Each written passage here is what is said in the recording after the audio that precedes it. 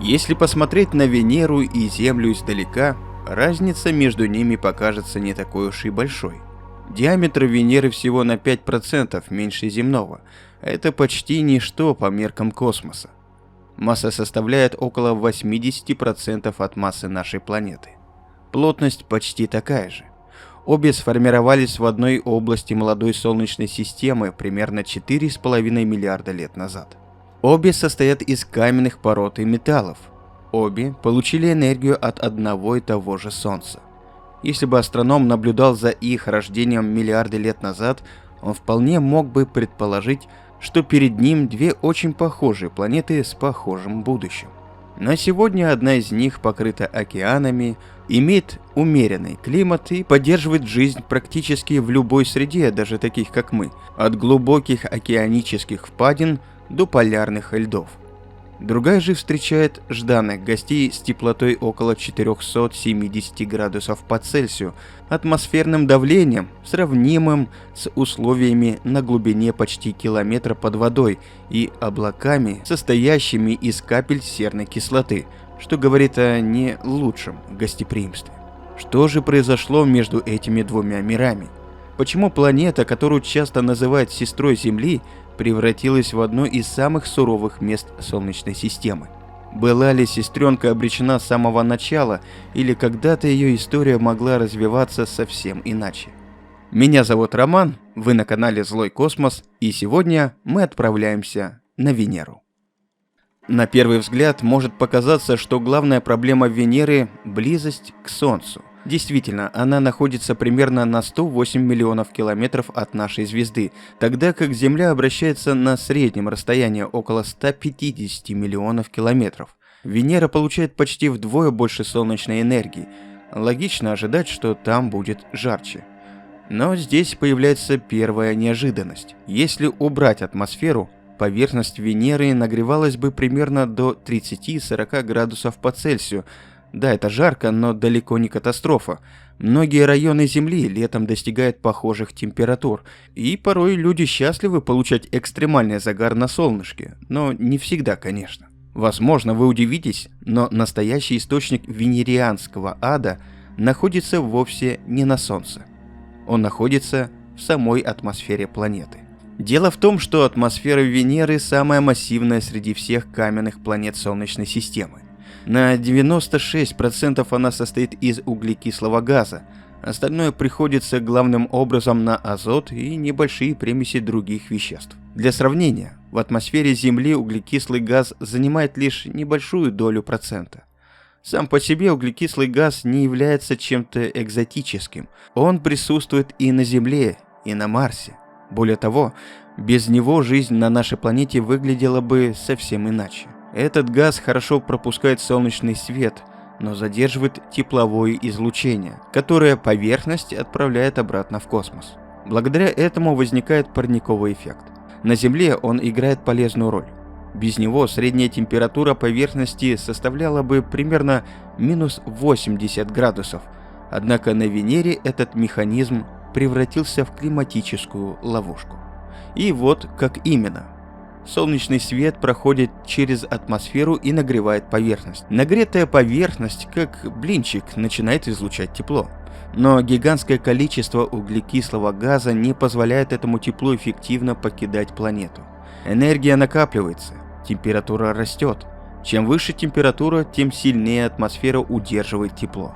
Возникает процесс, который климатологи называют неуправляемым парниковым эффектом. Результат выглядит почти невероятно. Средняя температура поверхности Венеры достигает примерно 465 градусов Цельсия. Этого достаточно для плавления свинца. Многие металлы начинают терять прочность, а человек вовсе превращается в поджаренный геологический объект. Для этого и шлем не нужно снимать. Что тут говорить, даже аппараты, специально созданные для работы на Венере, выдерживали там лишь ограниченное время. При этом Венера оказывается горячее Меркурия, хотя Меркурий расположен намного ближе к Солнцу. На первый взгляд это выглядит как ошибка. Как планета, находящаяся дальше от Солнца, может быть жарче? Ответ снова связан с атмосферой. У Меркурия практически нет газовой оболочки. Его дневная сторона раскаляется до высоких температур, но ночью поверхность быстро остывает. Венера же окутана плотнейшим атмосферным одеялом. Тепло постоянно удерживается внутри системы. Разница между днем и ночью оказывается удивительно небольшой. Более того, температура у экватора и возле полюсов отличается гораздо меньше, чем можно было бы ожидать. Планета фактически превратилась в гигантскую печь для гриля, внутри которой работает циркуляция тепла. Однако температура лишь половина истории. Если человек каким-то образом оказался бы на поверхности Венеры, давление стало бы не менее серьезной проблемой. На уровне поверхности оно достигает примерно 92 земных атмосфер. Это означает, что каждый квадратный сантиметр действует сила, многократно превышающая привычные земные условия. В таких условиях человек очень быстро перестает быть тем, что врачи обычно называют пациентом. Кстати, часто можно встретить сравнение с глубиной около 900 метров под водой. Условия на поверхности Венеры по давлению действительно напоминают погружение в глубокие слои океана. Именно поэтому многие ранние проекты исследования планеты оказались гораздо сложнее, чем предполагалось. Инженерам пришлось создавать аппараты, способные выдерживать одновременно чудовищную жару и огромное давление. Обычно техника проектируется либо для высоких температур, либо для высокого давления. На Венере пришлось бороться сразу с обоими факторами. Но если температура и давление уже кажутся экстремальными, атмосфера приготовила еще один сюрприз. Хотя, казалось бы, куда больше, но нет. Когда первые радиолокационные исследования начали раскрывать свойства планеты, выяснилось, что над Венерой постоянно висят плотные облачные слои. Сначала некоторые исследователи надеялись, что под ними может скрываться влажный тропический мир с венерианскими человечками. В середине 20 века подобные предположения встречались довольно часто. Некоторые популярные книги даже описывали Венеру как покрытую болотами планету с густой растительностью. Реальность оказалась значительно суровее. Облака Венеры состоят главным образом из мельчайших капель серной кислоты, так что зонтик в принципе можно не брать. Причем речь идет не о редких химических включениях, а о гигантской глобальной системе облаков, полностью окружающей планету. Толщина этого слоя достигает десятков километров. Именно он делает Венеру самым ярким объектом ночного неба после Луны. Солнечный свет эффективно отражается от верхней границы облаков и возвращается обратно в космос. Получается, что Венера отражает большую часть падающего солнечного света и поэтому выглядит ослепительно яркой. Но той энергии, которая все же проходит через облака, оказывается достаточно для поддержания гигантского парникового механизма. Но откуда тогда берется серная кислота? Ответ прост. Основную роль играет соединение серы, выбрасываемые в атмосферу вулканическими процессами. Под воздействием солнечного излучения запускаются химические реакции, в результате которых формируются капли кислоты. Верхние слои атмосферы становятся огромной химической лабораторией, работающей непрерывно на протяжении миллионов лет. Интересно, что сами облака расположены гораздо выше поверхности, где условия значительно мягче.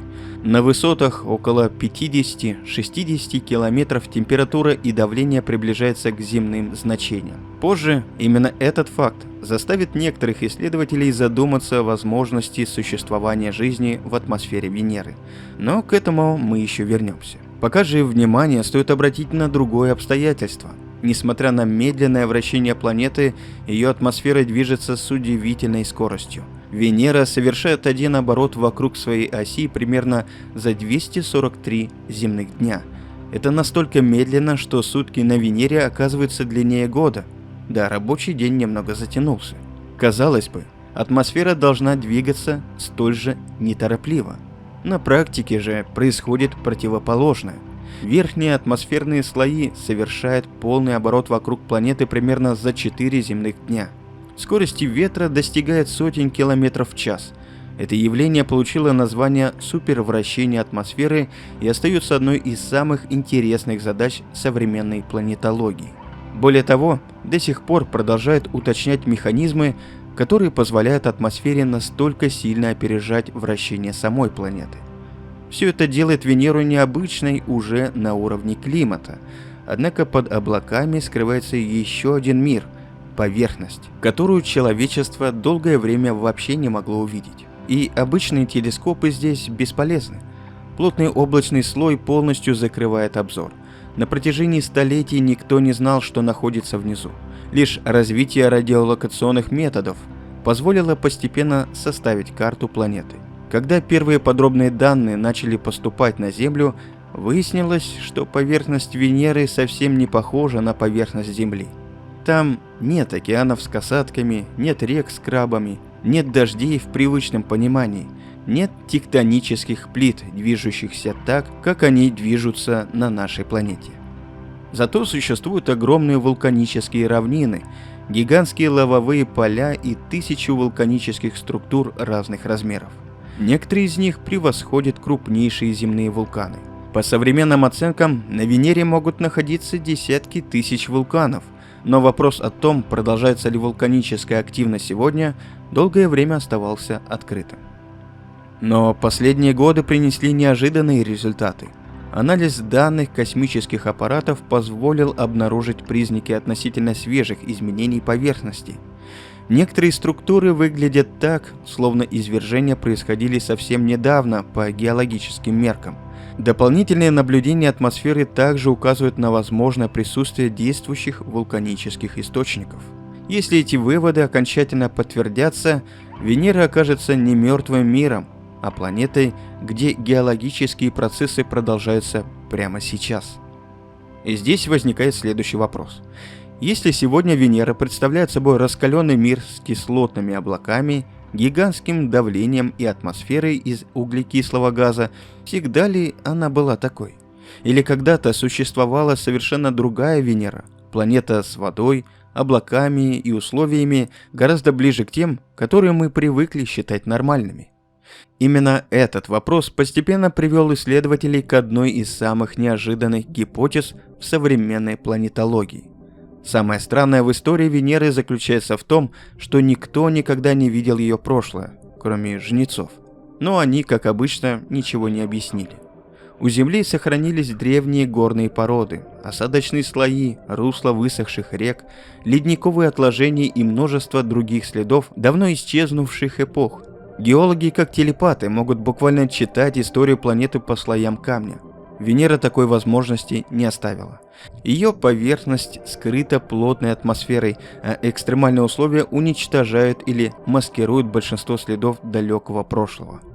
Поэтому вопрос о том, была ли Венера когда-то похожа на Землю, долгое время казался почти неразрешимым. Как выяснить, существовали ли на планете океаны миллиарды лет назад, если сегодня там температура около 470 градусов?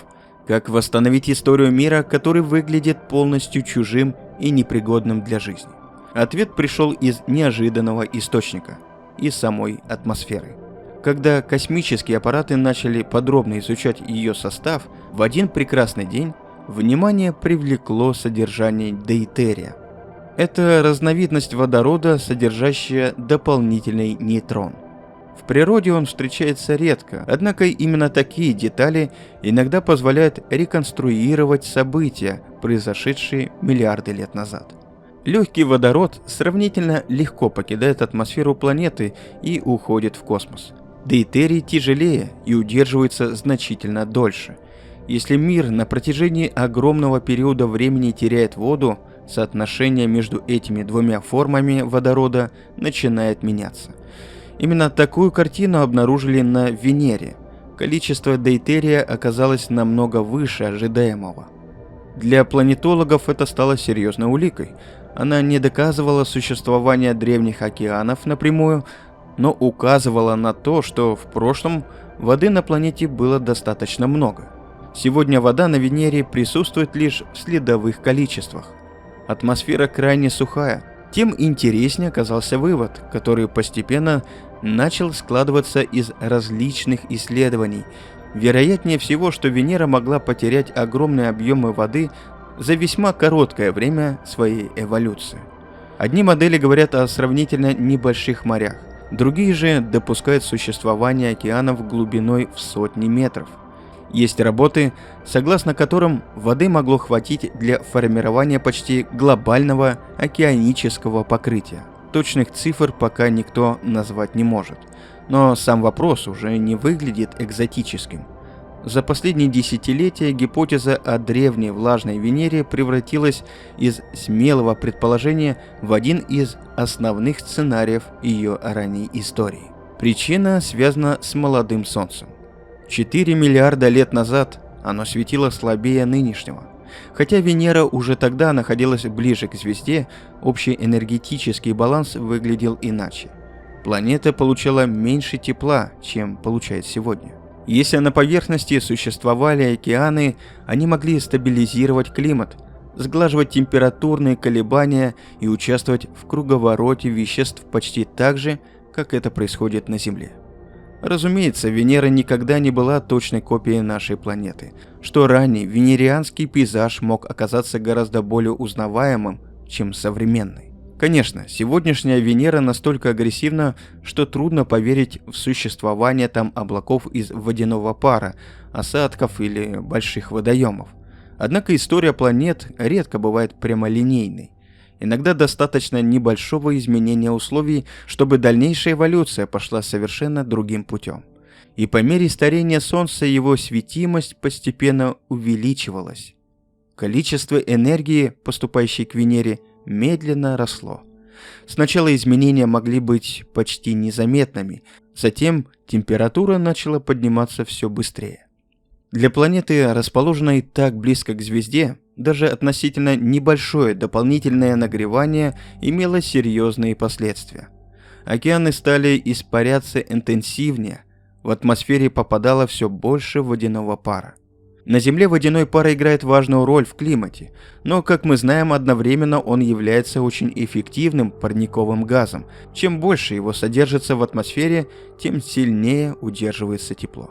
Так вот, повышение температуры приводило к еще большему испарению. Испарение усиливало нагрев. Нагрев вызывал новое испарение. Так возник цикл, который постепенно начал выходить из-под контроля. Планета начала приближаться к состоянию, которое климатологи называют неуправляемым парниковым эффектом. Дальнейшие события развивались уже по законам физики. Когда верхние слои атмосферы насыщаются водяным паром, солнечное ультрафиолетовое излучение начинает активно разрушать молекулы воды. Они распадаются на кислород и водород. Водород постепенно улетает в космос. Для небольшой молекулы это сравнительно простой путь. Вернуть его обратно планета уже не может. Процесс занимает миллионы и миллиарды лет, и Венера, как неудачливый игрок, со временем растеряла свои океаны, моря и водоемы. Но пока вода исчезала, происходило еще одно изменение. На Земле углекислый газ постоянно участвует в сложном круговороте между атмосферой, океанами и горными породами. Значительная часть углерода оказывается связанной в минералах и осадочных отложениях. Без океанов эта система начинает работать значительно хуже. В атмосфере Венеры все больше накапливается углекислый газ. Парниковый эффект усиливается. Температура продолжает расти. В восторге только финны. Однако в какой-то момент климатическая машина окончательно переключилась в режим постоянного разогрева. Планета, возможно, существовавшая миллиарды лет в относительно стабильном состоянии, начала стремительно меняться. Сегодня мы видим конечный результат этого процесса, но история Венеры, вероятно, не ограничилась только на исчезновении воды, и это довольно занимательно. Когда орбитальные аппараты начали составлять подробные карты поверхности, ученые заметили еще одну странность. Большая часть видимых ландшафтов выглядит сравнительно молодой. На Земле соседствуют районы совершенно разного возраста. Можно найти породы, сформировавшиеся миллиарды лет назад, и совсем молодые вулканические области. На Венере такой картины почти нет. Создается впечатление, будто значительная часть поверхности пережила масштабное обновление. Некоторые исследователи предполагают, что в прошлом планета могла пройти через период чрезвычайно интенсивного вулканизма. Огромные объемы магмы поднимались из глубин и растекались по поверхности, уничтожая более древние структуры. Если эта гипотеза верна, Последствия были колоссальными. Во-первых, старые геологические следы могли оказаться погребены под новыми слоями пород. Во-вторых, вулканизм способен выбрасывать в атмосферу огромное количество углекислого газа и соединений серы. Это означает, что геология могла напрямую влиять на климатическую эволюцию планеты. Именно здесь современные исследования становятся особенно интересными. Долгое время считалось, что Венера геологически почти мертва. Но совсем скоро орбитальные наблюдения обнаруживают признаки относительно недавней вулканической активности. Некоторые изменения поверхности выглядят так, словно произошли совсем недавно по геологическим меркам. Пока речь не идет о полном доказательстве действующих извержений, но число косвенных аргументов продолжает расти. Если вулканы действительно остаются активными сегодня, это помогает объяснить многие особенности атмосферы и химического состава облаков. Сейчас современная Венера выглядит как застывший мир, где ничего не происходит. Однако за плотными облаками может скрываться планета, которая до сих пор продолжает меняться. И чем больше данных получают исследователи, тем яснее становится одна вещь. История Венеры не была простой дорогой от рождения к нынешнему состоянию. Скорее всего, это была цепочка крупных событий, каждая из которых постепенно уводила планету все дальше от условий, существующих на Земле. Кстати, заметьте, что и на нашей с вами планете было нечто подобное, но нам повезло больше. Думаете, случайность? Так вот, если Венера действительно обладала океанами и мягким климатом в далеком прошлом, возникает неизбежный вопрос. Успела ли жизнь воспользоваться этим окном возможностей до того, как планета превратилась в космический ад? Чтобы ответить на него, человечеству сначала пришлось научиться изучать Венеру вблизи, а это стало одной из самых сложных задач в истории космических исследований. Именно поэтому первые космические миссии к Венере стали чем-то большим, чем просто очередным межпланетными экспедициями. Они должны были ответить на вопрос, который оставался открытым несколько столетий: что скрывается под самым плотным облачным покровом среди всех планет Солнечной системы. Первые попытки еще в 1960-х добраться до Венеры оказались чрезвычайно сложными. В начале космической эры инженеры только учились отправлять аппараты за пределы околоземного пространства. Многие миссии завершались неудачей еще до выхода на межпланетную траекторию. Ракеты отказывали, системы навигации работали нестабильно, а связь терялась. ВПН еще не придумали в то время. Однако каждая неудача приносила опыт. Постепенно стало ясно, что Венера представляет собой гораздо более серьезную техническую задачу, чем казалось первоначально. Даже определить ее реальные условия оказалось непросто. До начала космических исследований существовали самые разные предположения, от живого мира, покрытого океанами, до гигантской пустыни.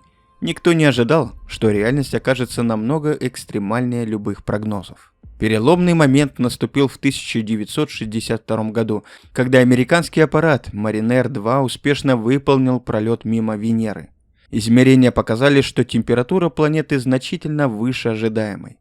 Постепенно стало понятно, что под облаками скрывается не теплый и чудесный мир с венерианскими пони, а раскаленная поверхность. Однако настоящая история исследования Венеры связана прежде всего с советской программой «Венера». Именно она стала одной из самых сложных и амбициозных серий межпланетных миссий в истории космонавтики. Инженерам приходилось работать практически вслепую. Каждый новый аппарат отправлялся к планете, условия на которые были известны лишь приблизительно. Любая ошибка в расчетах могла привести к потере миссии. Но со временем данные начали складываться в цельную картину.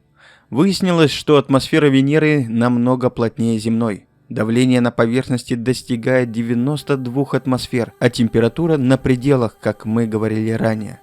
Эти значения оказались настолько высокими, что многие ранние аппараты просто не могли выдержать подобные условия и плавились. Но именно благодаря последовательным попыткам удалось добиться того, что еще недавно казалось невозможным. В декабре 1970 года станция Венера-7 Впервые в истории человечества совершило мягкую посадку на поверхность другой планеты и передала данные непосредственно с ее поверхности. Передача длилась недолго, но ее значение трудно переоценить. Человечество впервые получило информацию из мира, который находился за десятки миллионов километров от Земли. Следующие миссии принесли еще более впечатляющие результаты. В середине 70-х годов аппарат Венера-9 и Венера-10 передали первые фотографии поверхности планеты. До получения этих снимков никто не мог сказать наверняка, что увидят камеры. На фотографиях появились каменные равнины, крупные валуны и странное желто-оранжевое небо, освещенное солнечным светом, проходящим через толстую атмосферу. Эти изображения быстро стали историческими. Впервые люди увидели ландшафт мира, который на протяжении всей истории астрономии оставался скрытым под облаками. Особенно впечатлило то, что аппараты работали в условиях, которые легко уничтожили бы большинство современных электронных устройств за считанные минуты. Наиболее совершенными представителями программы стали станции Венера-13 и Венера-14. Они не только передали детальные изображения поверхности, но и выполнили химический анализ грунта. Благодаря этим данным ученые получили гораздо более точное представление о составе венерианских пород. До сих пор часть информации, собранной этими аппаратами, остается уникальной. Ни одна другая страна пока не смогла повторить полноценную посадочную программу такого масштаба на Венере. Интересно, что многие рекорды советских миссий сохраняются уже несколько десятилетий, несмотря на огромный прогресс космических технологий. После завершения программы Венера, внимание мировой науки постепенно переключилось на Марс. Красная планета выглядела более перспективной для поисков следов жизни и будущих пилотируемых экспедиций. На этом фоне Венера некоторое время оставалась в стороне. Однако накопленные данные показывали, что многие фундаментальные вопросы остаются без ответа. Исследователи все еще не понимали, почему планета пережила столь радикальную климатическую трансформацию. Продолжается ли на ней вулканическая активность и насколько активно взаимодействует атмосфера и поверхность. Новый этап исследований начался в 1990 году с прибытием американского аппарата «Магеллан». В отличие от советских станций, он не пытался садиться на поверхность. Его главной задачей стало создание подробной карты Венеры. Поскольку облака полностью закрывали обзор, аппарат использовал радиолокацию. Радиоволны проходили сквозь атмосферу, отражались от поверхности и возвращались обратно. Постепенно перед исследователями начала появляться первая глобальная карта планеты. Именно тогда стало ясно, насколько необычен этот мир. Огромные вулканические равнины занимали большую часть поверхности, а количество вулканов исчислялось тысячами. Некоторые структуры не имели очевидных аналогов на Земле. Многие геологи были удивлены тем, насколько молодой выглядит значительная часть поверхности Венеры. Полученные данные породили новую серию вопросов. Если поверхность действительно сравнительно молодая, значит, ее история не ограничивается событиями далекого прошлого. Возможно, планета пережила масштабное обновление относительно недавно.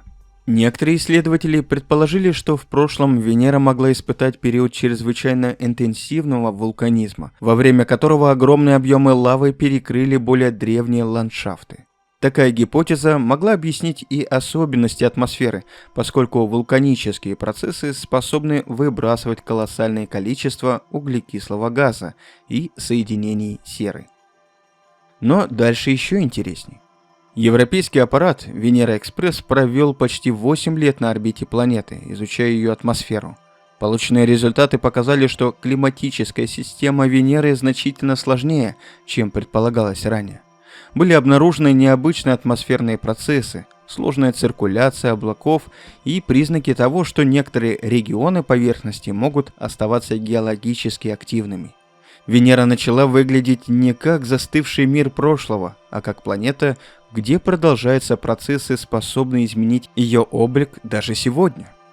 Особый интерес вызвала японская миссия Акацуки.